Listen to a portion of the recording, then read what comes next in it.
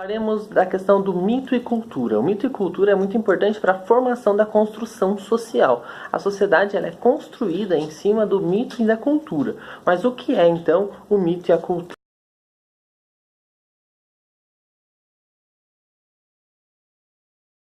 Inicialmente, né, são os fatos, são as narrativas utilizadas para explicar os fatos e realidades e os fenômenos da natureza, que não conseguimos entender, né? Então, eles constroem toda uma ideia, construíam uma ideia ou sobre aquilo que você não consegue explicar, construindo um mito.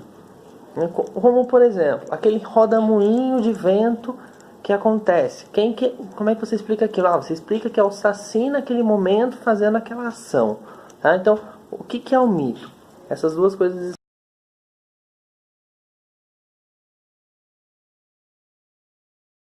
O que é a cultura? A cultura ela faz parte de todos os costumes. Uma palavra muito importante para se lembrar quando se fala em cultura são os costumes.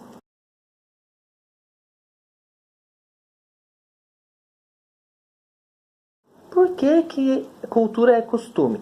Porque dentro da sociedade nós temos diversos tipos de costumes. Costumes como crenças, a própria arte gera um costume social do momento, que gera uma cultura específica. Se você pensar numa sociedade há 30 anos atrás, uma sociedade há 50 anos atrás, a sociedade hoje, que tipo de arte eles utilizavam, que tipo de arte eles faziam, você vai ver que faz parte da cultura do momento, a cultura da época. Então a cultura, ela também faz parte do que nós pensamos em determinado momento. E a moral também é muito importante para a cultura.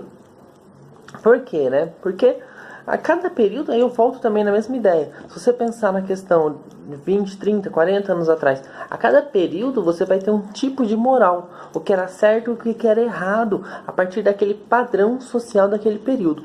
Isso faz parte da cultura. Então a gente tem que pensar que também, de certa forma, o mito ele está dentro do ambiente cultural. Ele faz parte de uma certa cultura. Então a gente pensa, como que se constrói essa cultura?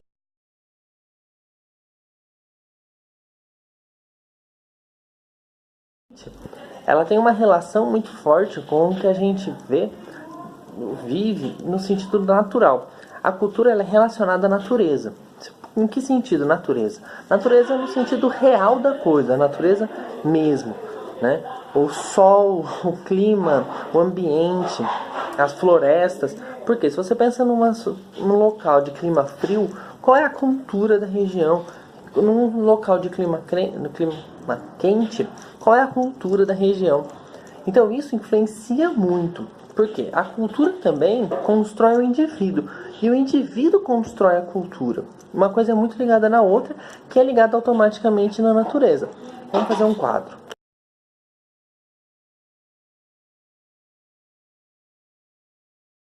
A natureza cria a cultura e a cultura cria o indivíduo.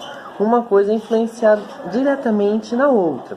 Então, como que essa cultura vai criar o indivíduo? Por que a cultura é tão influente na formação do indivíduo?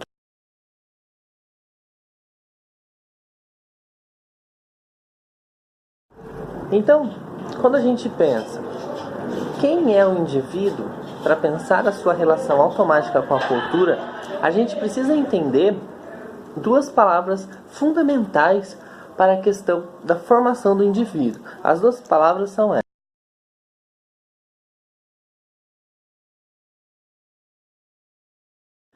Então nós temos a problemática da vontade. O que é a vontade? É tudo aquilo que eu desejo fazer. É tudo aquilo que eu desejo ter. Tudo aquilo que eu desejo conseguir. É a minha vontade de fazer. Né? De ter, de conseguir assim por diante. É a minha vontade, aquilo que eu desejo. É ligado ao desejo, às minhas necessidades. E o pensamento? O pensamento é aquilo que eu penso. É aquilo que eu raciocino. E o que eu penso e como eu penso constrói uma coisa muito importante. Constrói quem nós somos. Porque quem nós somos é parte de uma construção dos costumes. Isso é inevitável, certo? Por que tudo isso? Porque você vive numa sociedade justa. Uma sociedade que não tem problema político, que não tem problema financeiro, que não tem problema de guerra, que não tem problema de nada. Quem vai ser você? Que tipo de pensamento você vai possuir? Agora, se você vive numa sociedade que está em guerra, onde um dominante vive construindo um absurdo de poder em cima dos outros, quem vai ser você? Né? Então, tudo isso influencia.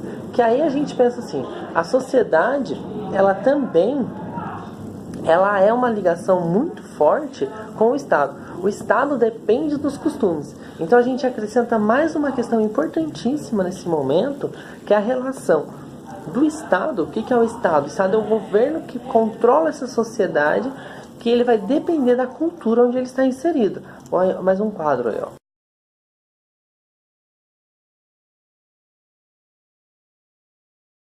Aí quando a gente olha esse quadro, a gente pensa assim, tá, então existe uma relação muito grande entre Estado e cultura. Por quê? Qual é essa relação? Ah, não, aonde eu vivo não faz nada de influência em quem eu sou, no que eu penso, nas minhas vontades. Não, será? Então existe alguma influência do Estado na cultura e, consequentemente, nos costumes?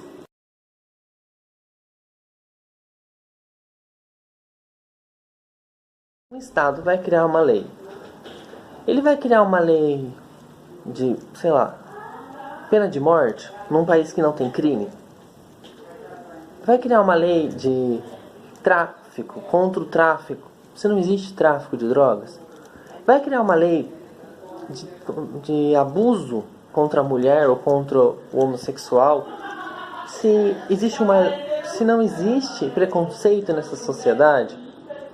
Então todas as leis, tudo que é certo ou errado dentro de uma sociedade depende dos indivíduos que vivem nela. E esses indivíduos, como a gente percebe, ele depende da cultura onde ele está inserido. Então uma coisa sempre é consequência, sempre ligado diretamente à outra. Uma coisa depende da outra. Então a gente sempre pensa, tá? A cultura depende da natureza. Por quê? O clima. Eu vou viver me preocupando com terremotos e com maremotos e com furacões no Brasil. Não, isso não acontece. Então as nossas casas são construídas de forma diferente, as nossas ruas são construídas de forma diferente, tudo social é construído de forma diferente. Então eu vou ser uma pessoa diferente. Eu sou uma pessoa até mais tranquila nesse sentido, porque eu não tenho um desastre natural que a qualquer momento destrói minha casa, destrói minha vida.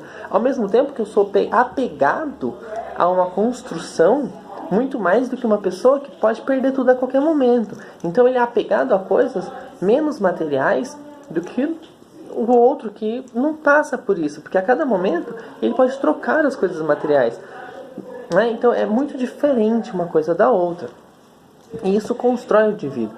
E para esse indivíduo, as leis que comandam esse ambiente, elas precisam ser diferentes, né? Eu preciso de uma lei que proteja a casa no sentido de uma coisa natural. Para que eu vou ter um seguro a maremoto aqui no Brasil, por exemplo? Um seguro a furacão na cidade de São Paulo.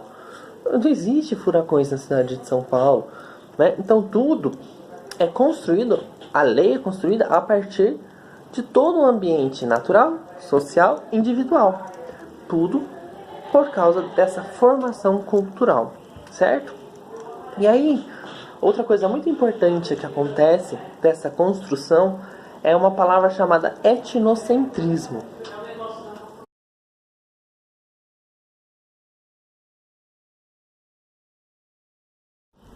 Então, o que é essa palavra? O que significa o etnocentrismo?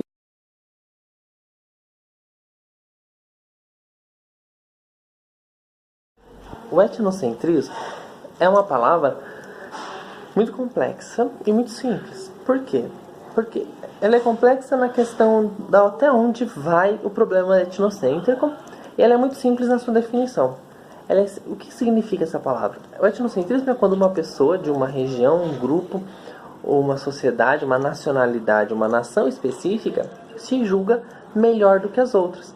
Exatamente por isso. Toda essa problemática que nós construímos do que é uma cultura A pessoa vai lá e ela julga que a cultura dela é muito melhor do que a do outro. Só que, a partir do momento em que você nasce naquela cultura, provavelmente você vai achar ela boa. Né? Claro, se ela for uma cultura boa. Porque se você tem uma cultura, um costume, uma região complexa que gera problemas, que gera dificuldades, uma pessoa no Irã, que vive em guerra, no Iraque, que tem problemas de bombardeio, dificilmente ele vai achar aquilo socialmente legal. Mas talvez ele ache que a forma de vida dele é muito melhor do que a nossa. E do que a de um americano, de um europeu. Ele só acha que aquele problema de guerra é ruim. Só que no demais, se resolvesse, estaria muito melhor do que a nossa. Então tudo isso tem que ser analisado. E o etnocentrismo, ele vai muito longe, é a parte complexa do etnocentrismo, quando a pessoa ela acha que, do ponto de vista dela, o dela é melhor. Mas é claro, você tem o seu ponto de vista, você vai sempre achar que o seu ponto de vista é melhor, porque você vive naquele ponto de vista. Ok? Entenderam?